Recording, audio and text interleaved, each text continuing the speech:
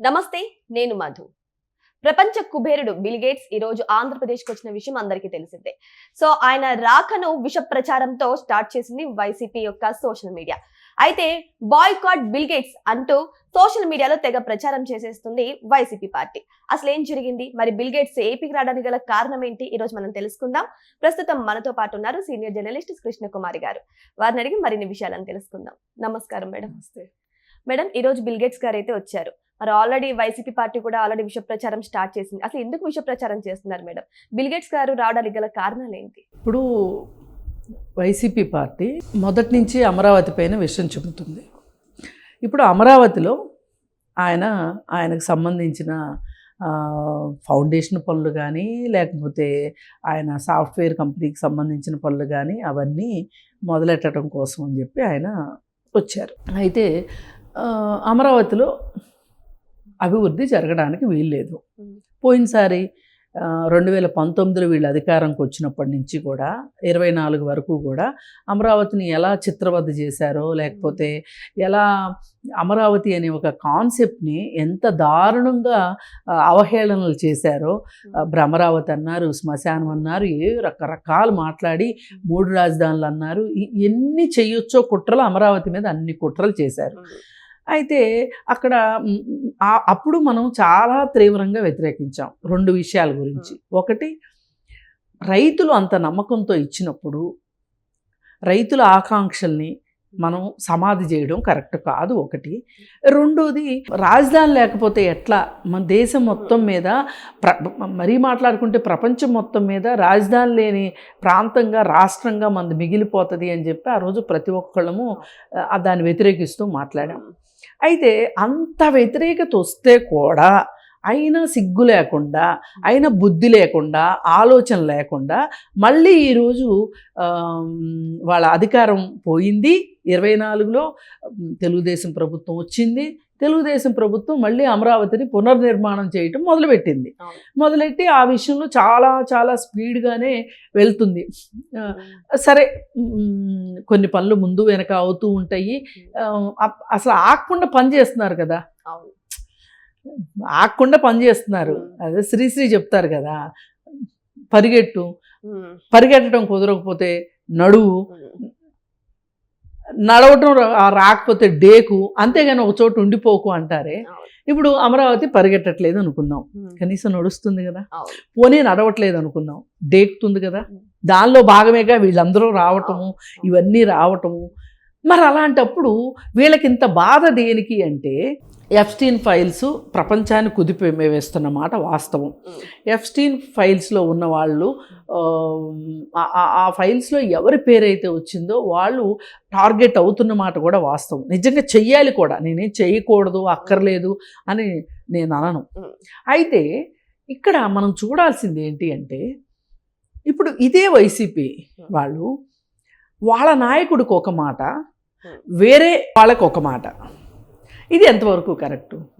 ఇప్పుడు bill gates అక్కడ ఉన్నాడా లేదా, బిల్ గేట్స్ చేశాడా లేదా, బిల్ గేట్స్ గురించి 100% ఆయనకు ఒక సర్టిఫికెట్ ఇవ్వడానికి నేను కూర్చోాల. కానీ ఈ రోజు వరకు ఆయన పైన ఒక ఎఫ్ఐఆర్ దాఖలు కాదు. ఎఫ్ఐఆర్ దాకా కూడా కాదు, కంప్లైంట్ కూడా ఎవరు ఇవ్వాల. ఎవరు ఇచ్చినా ఎఫ్స్టీన్ మీద ఇచ్చారు. బిల్ గేట్స్ గురించి ఇప్పుడు టాపిక్ వచ్చింది కాబట్టి మనం మాట్లాడుకుందాం. బిల్ గేట్స్ మీద కంప్లైంట్ లేదు, ఎఫ్ఐఆర్ లేదు, ఛార్జ్షీట్ లేదు, ఏమీ లేనప్పుడు ఆయన అసలు ఇంకా ప్రపంచంలో ఎక్కడికి వెళ్ళకూడదు అని మాట్లాడటం ఎంతవరకు సబబు? ఆయన ఆ పర్టికులర్ నేరంలో ఆయన ఉన్నాడు అని మీరు అనడం వరకు అనండి, ఆయన కూడా ఉన్నాడు కదా అని అనడం వరకు. ఇప్పుడు ఎక్కడో దాకెందుకు, ఇప్పుడు మన దేశంలో మంత్రులు కూడా ఉన్నారు, మన దేశంలో వ్యాపారస్తులు ఉన్నారు, ప్రపంచంలో బోలెడు మంది ఉన్నారు, అమెరికా వాళ్ళు కూడా బోలెడు మంది ఉన్నారు. అసలు అక్కడ దాకెందుకు? స్టీవ్ హాకిన్స్ ఆయన ఉన్నారు. అంటే ఇప్పుడు చాలామంది ఎఫ్స్టీన్ దగ్గరికి వేరు కారణాలతో వెళ్ళారు. అందరూ పిల్లల కోసమే, పసిపిల్లలతోటి సెక్సువల్ రిలేషన్ కోసమో, లైంగిక దాడులు చేయటానికో వెళ్ళుండరు. ఇప్పుడు పలానా హోటల్లో హైదరాబాద్లో డ్రగ్స్ అమ్ముతున్నారు అని చెప్తున్నారు, డ్రగ్స్ తీసుకుంటున్నారు అని కూడా చెప్తున్నారు, రాడిసన్ హోటల్ గురించి చెప్తున్నారు. అయితే అదే టైంలో రాడిసన్ హోటల్కి వెళ్ళిన వాళ్ళందరూ డ్రగ్స్ కోసం వెళ్ళారని మనం అనగలమా? అనలేం కదా. ఈ చిన్న లాజిక్ ఎట్లా మిస్ అవుతున్నారు వీళ్ళు వైసీపీ వాళ్ళు? సరే పోని బిల్ గేట్స్కి ఖచ్చితంగా అందులోనే ఉన్నాడు అని నిర్ధారణ కూడా అయ్యింది అనే అనుకుందాం. ఇంకా అవలా అనుకుందాం పోనీ. మరి ఇప్పుడు మీ అధినేతకి దాదాపు 16 కేసుల్లో కంప్లైంట్ అయింది, ఎఫ్ఐఆర్లు అయినాయి, ఛార్జ్షీట్లు అయినాయి, జైలుకు కూడా వెళ్ళారు, 14 నెలలు జైల్లో ఉన్నారు, వచ్చారు, కోర్టులకి హాజరవుతున్నారు. బెయిల్ పైన ఉన్న మనిషి ఎప్పటి నుంచి బెయిల్ పైన ఉన్నారు? మీ మనిషి అధికారంలోకి రాకముందు నుంచి ఉన్నారు, ఇప్పటి వరకు బెయిల్ పైనే ఉన్నారు. ఈ బెయిల్ పైన ఉన్నప్పుడే ఆయన రాష్ట్ర పర్యటన చేశారు, అందరికీ బుజ్జగించారు, ముద్దులు పెట్టారు, ఆశీర్వదించారు, దీవించారు, తలలు నిమిరారు, బుగ్గలు నిమిరారు, అన్నీ చేశారు. మేనిఫెస్టో లెవెల్లో వాగ్దానాలు కూడా చేశారు. మీ జీవితాలు, మీ తలరాతలు మార్చేస్తానని చెప్పారు. అధికారంలోకి వచ్చారు. మరి అధికారంలోకి వచ్చిన తర్వాత 5 సంవత్సరాల పాటు నేను అధికారంలో ఉన్నాను కాబట్టి నేను కోర్టుకి నా పర్సనల్ ప్రెజెన్స్ నేను వెళ్ళలేను కాబట్టి వ్యక్తిగత హాజరుకు కూడా మినహాయింపు తెచ్చుకున్నారు. మరి ఇప్పుడు మీకు 14 కేసులు ఉండగా, 16 కేసులు ఉండగా, 14 నెలలు జైలులో ఉండగా, అండర్ ట్రయల్ ఖైదీగా, అవి ఇంకా విచారణలో ఉండగా మీరు ఒక పార్టీ పెట్టొచ్చు, పోటీ చేయొచ్చు, గెలవచ్చు, ఇప్పుడు ఓడిపోవచ్చు, మీరైతే చేయొచ్చు. కానీ బిల్ గేట్స్ పైన నేను మళ్ళీ చెప్తున్నానండి, నన్ను ఎవ్వరూ అపార్థం చేసుకోవద్దు, చూసేవాళ్ళు కూడా. ఆయన చేయలేదు అని నేనేది ఆయనకి సర్టిఫికేట్ ఇవ్వడానికి కూర్చోలే.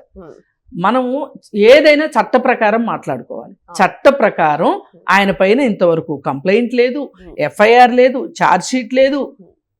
మరి అలాంటి వ్యక్తి గురించి రావద్దు అని చెప్పి మాట్లాడటం వెనకమాల మన ఉద్దేశం ఏంటి? ఇక్కడ మన ఉద్దేశము, మన కుట్ర ఏంటి అంటే, పోనీ అందులో ఉన్న వాళ్ళు గురించి, ఎఫ్స్టీన్ ఫైల్స్ గురించి మీరు ఇంతకుముందు ఎప్పుడన్నా మాట్లాడున్నారా? మాట్లాడలా. కేవలం అమరావతి కోసమే మాట్లాడుతున్నారు. ఇది అభ్యంతరకరమైన విషయం. ఏంటి అంటే, మీరు అమరావతి గురించి మాట్లాడటం, పైగా ఆంధ్రప్రదేశ్లో అదృశ్యమైన అమ్మాయిలు, ఆ ఎఫ్స్టీన్ ఫైల్స్లో ఉన్న అమ్మాయిలు అయ్యుండొచ్చు కదా, లేదు ఈ రాష్ట్రం పిల్లలు కానంత మాత్రాన ఆడవాళ్ళపైన, చిన్నపిల్లలపైన మీకున్న ఉద్దేశం అదేనా అని మాట్లాడి, అంటే వాళ్ళు అమరావతి పైన విద్వేషాన్ని ఇలా షుగర్ కోటెడ్గా మార్చుకోవాలని చూస్తున్నారు. ఇప్పుడు ఎవరికైనా ఏమనిపిస్తుంది, అరే చిన్నపిల్లల విషయం కదా ఇది, ఈ చిన్నపిల్లల విషయంలో నేరంలో ఉన్న అతన్ని మనం ఆహ్వానించడం ఎంతవరకు కరెక్టు, ఇంత దగులుబాజీ పని ఎట్లా చేస్తుంది ఆంధ్రప్రదేశ్ ప్రభుత్వము అని ఆలోచిస్తారు తప్పితే, ఈ అతని పైన కంప్లైంట్ ఉందా, ఛార్జ్షీట్ ఉందా, ఎఫ్ఐఆర్ ఉందా, ఇవెవరు ఆలోచించరు. అప్పట్లో కూడా వైసీపీ అధికారంలో ఉన్నప్పుడు కూడా కొంతమంది అమ్మాయిలు మిస్ అయ్యారని చెప్పేసి జనసేన వాళ్ళు కూడా ఆరోపించారు. మరి దాని గురించి ఎందుకు మాట్లాడారు? అదే కదా, ఆ రోజు ఎందుకు మాట్లాడలేదు? ఆ రోజు మాట్లాడాలి, ఆ రోజు సమాధానం చెప్పాలి. పైగా అదొక రాజకీయ కుట్రగా, మా ప్రభుత్వం మీద చేస్తున్న కుట్రగా మాట్లాడారు. ఇప్పుడు మీరు చేస్తేనేమో కరెక్టు, వేరే వాళ్ళు చేస్తే కరెక్ట్ కాదు. ఇది ఏదైనా వాళ్ళ వంకర బుద్ధిని ఇంకొకసారి, అంటే ప్రతి సందర్భంలోనూ వాళ్ళు అమరావతి పైన విషం చిమ్మే ఉద్దేశంలోనే వాళ్ళు ఉన్నారు. వాళ్ళు అసలు మార్చుకోవట్లేదు ఆ విషయంలో. ఇది ఆంధ్ర ప్రజలు తప్పకుండా గమనించాలి. ఇది విద్వేషము బిల్ గేట్స్ పైన కాదు, అమరావతి పైన విద్వేషం. అమరావతి డెవలప్ కాకూడదు. అమరావతి డెవలప్ అయితే ఆ ఖ్యాతి చంద్రబాబు నాయుడు తెలుగుదేశం పార్టీకి వచ్చేసేస్తే మనకు పుట్టగతులు ఉండవు. అది మన బాధ. ఇక్కడ పార్టీలకు అతీతంగా రాజధాని కోసం ఉండాలి అని చెప్పి ఎప్పటి నుంచో చాలామంది స్వతంత్రంగా ఆలోచించే వాళ్ళు, అలాగే ఆంధ్రాలో ఏ పార్టీకి చెందిన నాలాంటి వాళ్ళు కూడా మాట్లాడేది ఏంటి అంటే, ముందు అమరావతి ఒక బిడ్డ, పెరగనివ్వండి ఆ రాష్ట్రం కోసం, ఆంధ్రప్రదేశ్ రాష్ట్రం కోసం అమరావతి చాలా అవసరం. రైతులు గడ్డ మీద వాళ్ళకున్న ప్రేమని రాష్ట్రం కోసం అంకితం చేశారు ఒక రకంగా. అంటే ఏమి తీసుకోకుండా చేశారా అని ఒక పిచ్చివాదనలు లేపేవాళ్ళు ఉన్నారు. అందరికీ దానాలు చేయగలిగే డబ్బులు ఉంటాయా? అక్కడ అరెకరం ఉన్నోళ్ళు ఉన్నారు, పావెకరం ఉన్నోళ్ళు ఉన్నారు, చాలా చాలా ఎక్కువ పొలం ఉన్నోళ్ళు ఉన్నారు. మరి మనం ఈ ఉద్దేశంతో చూడాల్సిందే తప్పితే బిల్ గేట్స్ నేరస్తుడా కాదా అనేది అమెరికా తేల్చాలి. తేల్చిన తర్వాత అతను నిజంగానే నేరస్తుడు అయితే గనక అప్పుడు మనం ఏదన్నా మాట్లాడితే, అప్పుడు మనం అంత నేరస్తుడు ఇక్కడ రావడానికి వీల్లేదని మాట్లాడినా ఒక అర్థం ఉంటుంది. కానీ వీళ్ళు మట్టుకు ఆడపిల్ల మీద ప్రేమతో కాదు వీళ్ళు మాట్లాడుతుంది, అమరావతి మీద విద్వేషం. అవును. కానీ బిల్ గేట్స్ రావడానికి ముఖ్య కారణం సంజీవని పథకం గురించి అని చెబుతున్నారు మేడం. సో దాని గురించి డిస్కస్ చేస్తారు అని చెప్పి. అంటే సంజీవని పథకము అంటే ఏఐతో డాక్టర్ ఫెసిలిటీ అని అంటున్నారు కదా, మరి అది ఎలా ఉంటుంది మేడం? ఇప్పుడు వాళ్ళు ఏం పథకం తీసుకొస్తారు, ఎలా తీసుకొస్తారు, ఏంటి అనేది మనం ఏం చెప్పలేమండి. ఆయన హెల్త్కి సంబంధించి ఆయన చాలా రీసెర్చ్ చేశారు వాళ్ళు. మిలిందా గేట్స్ ఫౌండేషన్ తరఫు నుంచి ఆయన మీద ఆ విషయంలో కూడా కొన్ని ఆరోపణలు ఉన్నాయి. ఏమి లేవు, ఆయన 100% సొద్దుపూసని ఎవరు ఇక్కడ సర్టిఫికేట్ ఇవ్వట్లే. అయితే అయినప్పటికీ కూడా మన దేశంలో వైద్యము అనేది పేదవాడికి అందని ద్రాక్షగానే ఉంది ఈ రోజుకి. మరి అలాంటప్పుడు ఏఐ ద్వారా వైద్యంకి సంబంధించి ఏవైనా ఒక విప్లవాత్మకమైన మార్పులు తీసుకురావడానికి ఆయన ఫౌండేషన్ ఉపయోగపడుతుంది అంటే సంతోషమే కదా. మనము ఇప్పుడు మనకు ఒక అడ్వర్టైజ్మెంట్ కూడా ఉంది, మరొక మంచిదే అని. అట్లాగే ఇప్పుడు మనకి కావాల్సింది ఏంటి ఇక్కడ, మనకి ఈ నిమిషం మన రాష్ట్రానికి కావాల్సింది ఏంటి? రాజధాని అమరావతి. అలాగే అందులో వచ్చే ప్రాజెక్టులు, అందులో వచ్చే ఇప్పుడు సంజీవని అంటున్నారు, ఆరోగ్యానికి సంబంధించిన సంజీవని, అది ప్రజలకు ఉపయోగపడింది అనుకోండి, మంచిదే కదా. ఇప్పుడు నేను ఇంకొక ఎగ్జాంపుల్ కూడా చెప్తా అండి. నిన్న రాజకీయ పార్టీలకు సంబంధించిన విరాళాలకు సంబంధించి ఒక ఏడీఆర్ ఒక ప్రకటన చేసింది. దానిలో 82.5% డబ్బులు బీజేపీకి మాత్రమే వచ్చినాయి, కాంగ్రెస్ పార్టీకి 8% వచ్చినాయి, 8%, 12% వచ్చింది, మిగతా అరాకొర చిన్న చిన్న పార్టీలందరికీ ఇచ్చారు. ఇప్పుడు ఈ 82.5% ఎలక్ట్రోల్ బాండ్స్ కొన్న వాళ్ళందరూ కూడా ఏ మోసాలు చేయకుండా, ఏ అవినీతి చేయకోకుండా, ఏ పేదల రక్తాన్ని తాక్కోకుండా జలగల మాదిరి వాళ్ళు డబ్బులు సంపాదించుంటారా? Impossible madam. కష్టపడే వాళ్ళు అంత సంపాదించలేరు కదా. మరి అలాంటప్పుడు ఇప్పుడు డబ్బులు తీసుకునేటప్పుడు ఇది నీతిగా సంపాదించిందేనా, న్యాయంగా సంపాదించిందేనా, ఇందులో ఆడవాళ్ళని వేధించిన డబ్బులు ఉన్నాయా, పసిపిల్లల్ని వేధించిన డబ్బులు ఉన్నాయా అని ఎవరన్నా చూస్తారా? డబ్బులుగానే చూస్తారు. ఇక్కడ సంజీవని ప్రాజెక్టుగానే చూడండి. ప్రాజెక్టు తీసుకొస్తున్న మనిషిని కాదు మీరు చూడాల్సింది, ఆ ప్రాజెక్టు మనకు ఎంతవరకు ఉపయోగపడుతుంది. అట్టడుగున ఉన్న ఒక పేదవాడికి ఆ ప్రాజెక్ట్ ఉపయోగపడింది అనుకోండి, అంతకన్నా కావాల్సిందే ఉంది. అందరూ స్టార్ హాస్పిటల్స్కి వెళ్ళగలరా? వెళ్ళలేరు. అది నిజానికి ధనవంతుల కంటే పేదవాళ్ళ సంఖ్య తక్కువ ఉంటుంది. పేదవాళ్లే ఎక్కువ ఉంటారు, ధనవంతులు తక్కువ ఉంటారు. 75% మంది వైద్యాన్ని కొనుక్కోలేని పరిస్థితిలో ఉన్నారు. విద్య ఒకటి, వైద్యం ఒకటి 75% మందికి అందుబాటులో లేదు. కేవలం 25% మంది. ఇప్పుడు మనకున్న జనాభాలో డబ్బులున్న వాళ్ళు, ప్రభుత్వ ఉద్యోగాలు ఉన్నవాళ్ళు, వ్యాపారస్తులు ఎంతమంది ఉంటారండి? 25% కంటే ఉండరు. మిగతా 75% మంది పొలాలు అమ్ముకునో లేకపోతే ఇంకోటో ఆరోగ్యశ్రీ ద్వారానో ఇంకో ద్వారానో వైద్యం చేయించుకుంటారు. ఇప్పుడు ఆరోగ్యశ్రీ కన్నా మంచి పథకం ఏమో ఇది, చూద్దాం, తప్పే ఉంది? తప్పలేదు. ప్రజలకు ఉపయోగపడితే అంతకంటే అది కూడా ఒక కారణం కావచ్చు వీళ్ళకి. వాళ్ళ ఆరోగ్యశ్రీ ఎక్కడ వైసీపీ జగన్మోహన్ రెడ్డి గారి వాళ్ళ ఫాదరు తీసుకొచ్చింది. అది కాంగ్రెస్ పార్టీ పథకం. అది అవును. వైఎస్ రాజశేఖర రెడ్డి గారి పథకం అంటే కూడా నేను ఏ పథకాలైనా రాష్ట్ర పథకాలండి. వ్యక్తులు ఉంటారు పోతారు, పార్టీలు ఉంటాయి పోతాయి, అవును. కానీ ప్రజల డబ్బులతోనే కదా చేసేది ఏదైనా. అవును.